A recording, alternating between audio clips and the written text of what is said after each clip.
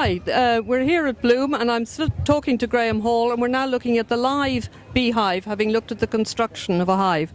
Yes, what this shows is a rather small version of a beehive, but behind glass, so you can see how bees are working on that. And having seen the painted queen marked, that's where an actual queen is marked, so it's easier for the beekeeper to see. Not, as you'll see, really much wider than an ordinary worker bee, which is what is surrounding them, but much longer than a worker bee.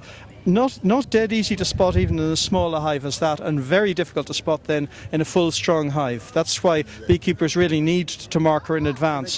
What she is doing is trying to find somewhere to lay any of the eggs, because around there you've seen where the other eggs have been laid. The other eggs have been laid some time and they're well capped over, and the retinue around it are trying to see where that is. And again, this is typical. The eggs tend to be in the centre of the frame. As you see further outside is where you will see them storing any of the honey that they've collected beforehand. And that honey, unlike what we saw in the virtual hive, they've eliminated enough of the surplus water from, and they've capped all that with wax. So that would keep forever for them for storage, and keeps nicely for us if we want to eat that.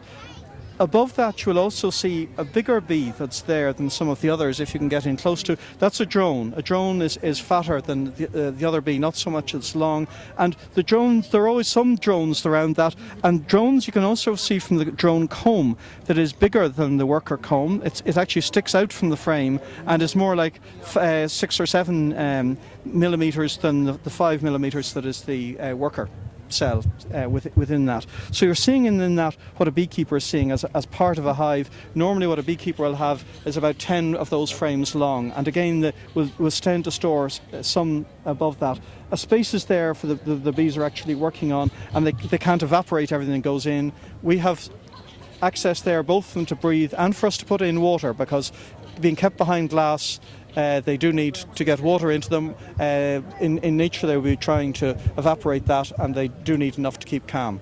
But it's a good way for people to see what bees are like. It's not an environment you'd want to keep them in for long, and they tend to do days on and days off, so they can get out. I think it's absolutely fascinating. One question I have is a queen bee continuously laying eggs throughout the year? Or the queen bee lays eggs at very low numbers in winter time, but in summertime can be up to 1,500 or 2,000 eggs a day. I mean, she is a busy lady when she's in action.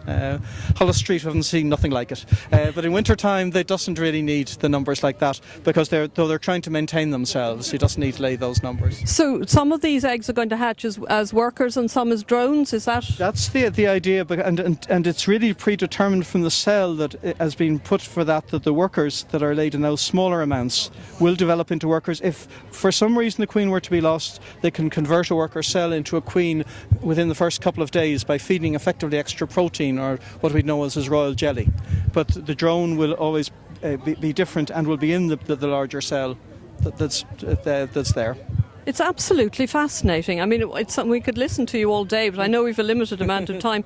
But we are so interdependent with these creatures. I think it's vital. I know they've said that roughly a third of what we eat, we totally depend on bees for doing it. We can get away with the basic essentials of wheat and rice and spuds and things without them, but if you want any fruit, if you want any veg, if you want all the things that are worthwhile trying to get, we depend on the bees for doing it. The comment is made that if you think of the burger, with the bun you wouldn't depend on the bee on, but for the meat that the cattle graze on, for the tomatoes, for the sesames, for everything else we want the bee. It's essential.